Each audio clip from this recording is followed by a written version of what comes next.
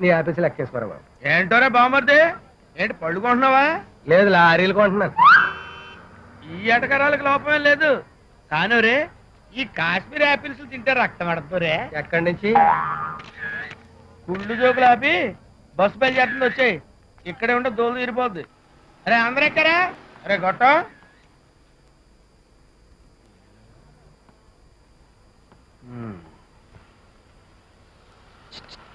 ఏంటిది?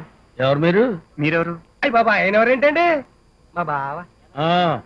అమలాపురం సర్పంచ్ అమ్మిరాజు ఓల్డ్ బియ్యి. తమరెవరు? బాబీ.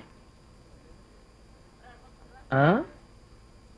ఎవడో నసగాడి తగిలాడు. ఈడితో ఆడుకుంటాను చూడు.